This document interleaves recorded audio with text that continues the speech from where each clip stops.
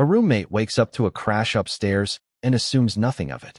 3 hours later, he wakes up again, this time to screaming, to the sound of bodies hitting the floor, to a kind of chaos that makes his blood run cold. He can't find his phone. He's too afraid to go upstairs. So he does the only thing he can think to do. He runs.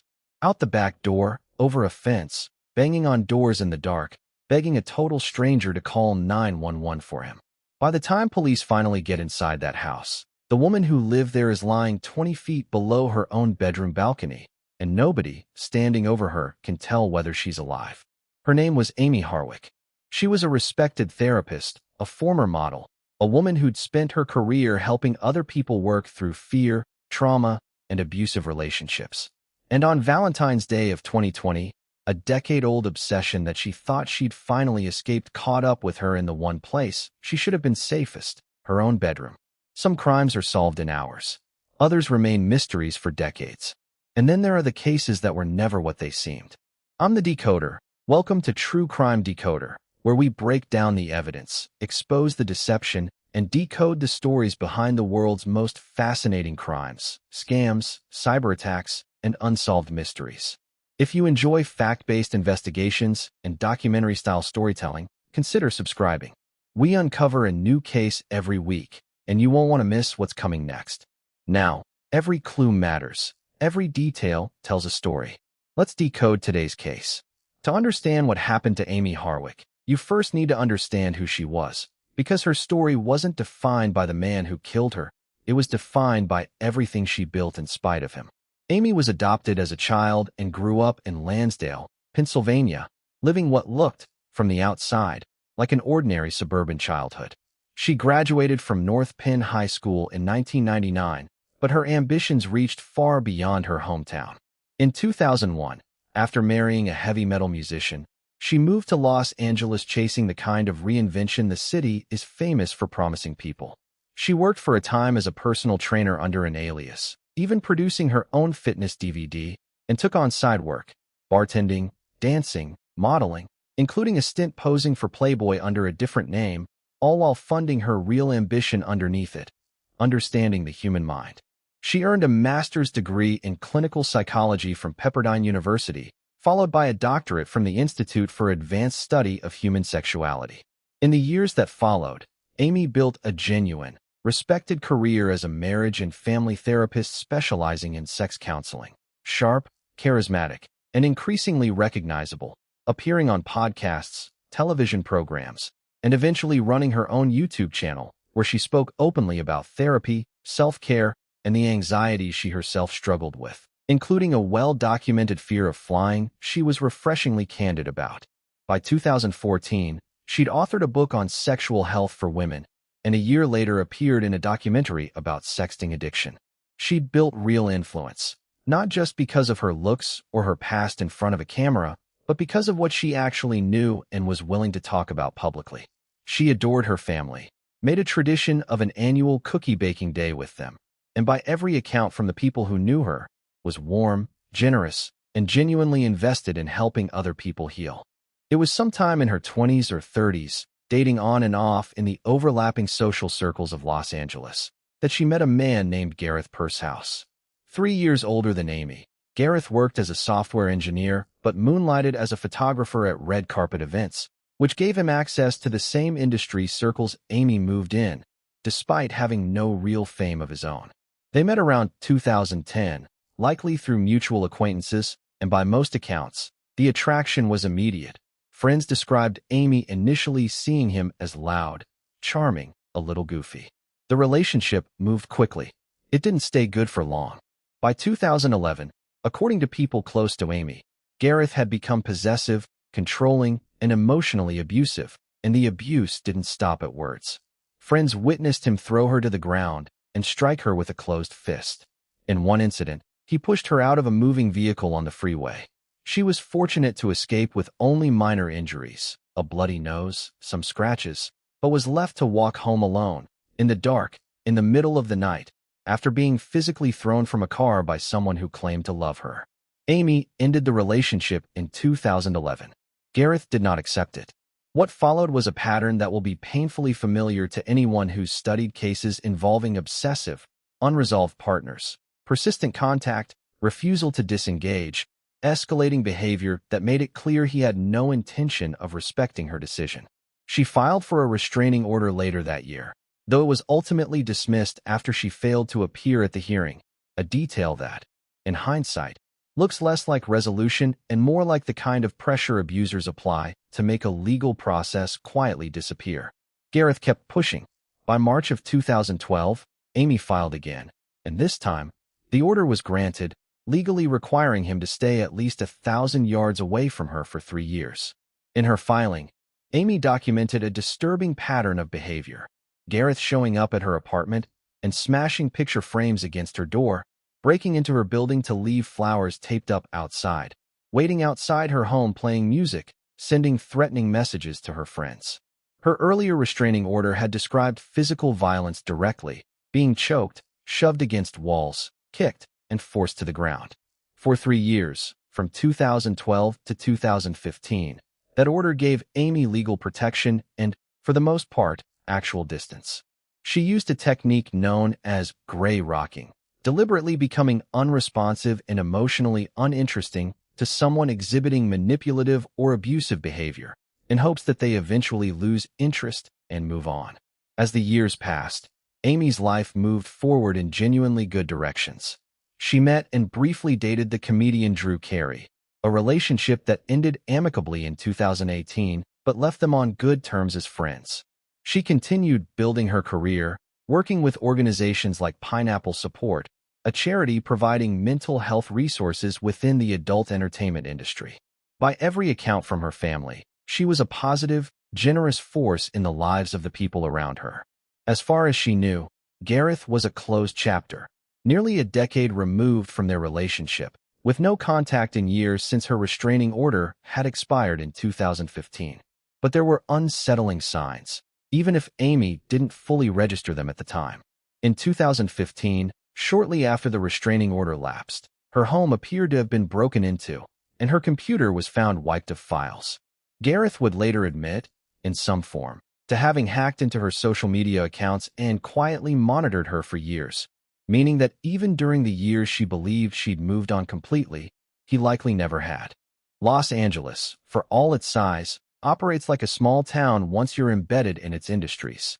The same events, the same circles, the same faces recurring year after year. And so, inevitably, in early 2020, Amy and Gareth crossed paths again at an industry awards event tied to the adult entertainment world, where Amy, a respected sex therapist and former model, had every professional reason to be, and where Gareth, still working as an event photographer, was doing his job. The moment Amy spotted him across the room, something in her visibly shifted. He approached her directly, and what began as a tense but civil exchange spiraled quickly, Gareth becoming emotional, accusatory, revisiting years-old grievances in front of her friends, making it painfully clear that whatever he felt for her hadn't faded at all in the years since they'd last spoken. Friends eventually separated them. Amy, by every account, held herself together outwardly for the rest of the event, but privately, she was rattled enough to cancel her remaining plans for the night and go home early. That same night, she wrote herself an email documenting what had happened and how afraid she'd felt seeing him again. The next day, Gareth tracked down her phone number and reached out, pushing for another conversation. Amy responded with measured, careful boundaries, acknowledging the encounter, expressing regret for any pain she may have caused him, and making clear that she needed space and that moving forward separately was best for both of them. Gareth's response made his mindset unmistakably clear. He framed her wanting distance as exactly the outcome he'd feared and expected. Over the following days, Gareth messaged her repeatedly. She never responded. He escalated to voicemails, some of them emotional, tearful, pleading for her to meet with him. Recognizing the danger in what she was seeing, Amy took concrete steps to protect herself, blocking his number, reinforcing the locks on her doors and windows, and buying pepper spray. For roughly 3.5 weeks after that, she heard nothing from him at all and allowed herself to hope that maybe, this time, it was actually over. It wasn't. During that silence, Gareth was planning. On February 14th, 2020, Valentine's Day. Gareth drove roughly 50 miles from his home to Amy's residence, parking in a vacant lot behind her property and waiting. Amy, meanwhile, was living her day exactly as someone with nothing to fear would. A sunrise hike, breakfast with a friend, an evening watching live performances with her friends at a downtown theater, wearing a beaded necklace that would later become a key piece of evidence, followed by drinks with her group afterward. While she was out enjoying her evening, Gareth made his move. Surveillance from a neighbor's doorbell camera captured him entering the property's rear garden just before 9 p.m., systematically disabling multiple connected cameras in the minutes that followed to avoid being recorded. Around this time, Amy's roommate, Michael, already in bed for the night, heard a loud crash from upstairs, the sound, as it later turned out, of Gareth breaking through a set of French doors. Assuming Amy had simply come home early and knocked something over, Michael went back to sleep, with no idea that an intruder had just broken in and was now waiting, hidden, inside Amy's own bedroom. Amy returned home a little after 1 a.m., parking in her driveway and heading upstairs, unaware that anyone was waiting for her. What happened next played out audibly for Michael downstairs, screaming, the sound of bodies colliding with the floor, chaos he could hear but couldn't see. Unable to locate his phone and too frightened to go up and confront whatever was happening, he shouted up the stairwell in a desperate attempt to scare off whoever was there. It didn't work. He fled the house entirely, scaling a back fence, pounding on a neighbor's door with no answer, and finally flagging down a stranger on the street to call for help. That call reached police at 1:11 a.m. When officers arrived and eventually made entry to the property, they found Amy roughly 20 feet below the rear balcony of her third-floor bedroom. She had visible injuries consistent with a fall from that height, along with marks around her neck suggesting strangulation, immediately signaling to responding officers that this was not an accident. For a brief, agonizing moment, she showed signs of life. Paramedics worked to save her.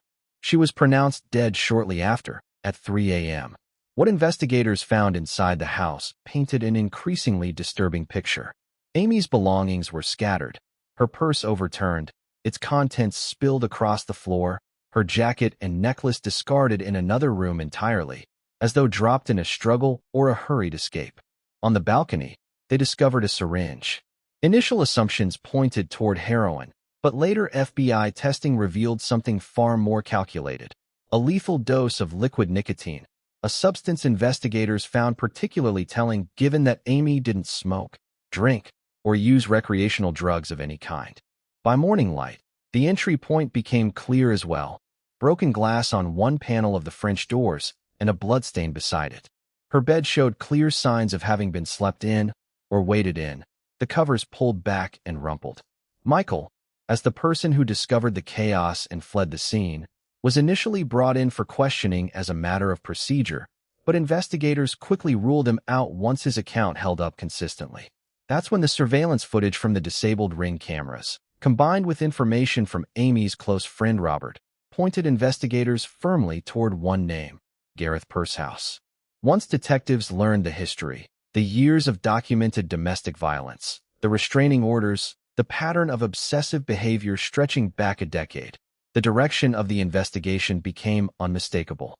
Just 13 hours after Amy's death, detectives arrived at Gareth's home and arrested him, charging him with first-degree murder with the special circumstance of lying in wait, along with first-degree residential burglary. The lying in wait designation was significant. It signaled that prosecutors believed this had been planned and deliberately concealed, not an impulsive act. Investigators later found a syringe inside Gareth's own home, matching the one recovered from Amy's balcony. It also emerged that on the very day he killed her, Gareth had told a woman he'd recently started seeing that he'd be busy for the week, before meeting up with her regardless, discussing plans like visiting a shooting range together, all while carrying visible bruises and scratches on his face that this same woman would later describe under oath. Gareth pleaded not guilty and took the case to trial. His defense argued that Amy's death may have been an accidental fall, and that even though the syringe matched one in his possession, there was no proof he'd actually used it on her, suggesting it could have served some other, non-lethal purpose. The prosecution's case, by contrast, was extensive. Digital communications showing Amy's documented fear of him in the weeks leading up to her death, forensic evidence consistent with manual strangulation, witness accounts of his escalating behavior, and bloodstains at the point of entry and inside the home that were confirmed to be his. Prosecutors argued that Gareth had originally intended to kill Amy using the nicotine-loaded syringe, but ultimately strangled her and threw her from the balcony instead, a fall that caused a shattered pelvis, liver damage, and fatal brain trauma. The defense maintained the act, if it happened at all in the way prosecutors described, was impulsive rather than premeditated. Gareth chose not to testify in his own defense.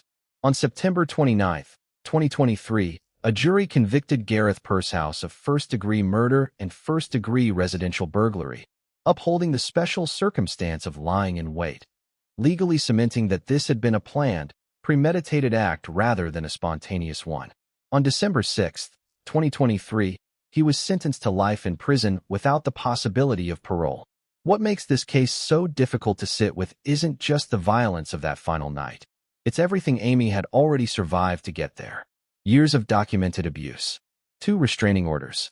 A decade of trying to move on from a man who, by his own admission, never actually let her go. She built an entire career helping other people process fear, trauma, and toxic relationships. And in the end, the very pattern she'd spent her professional life helping others recognize and escape was the one that caught up with her in her own home.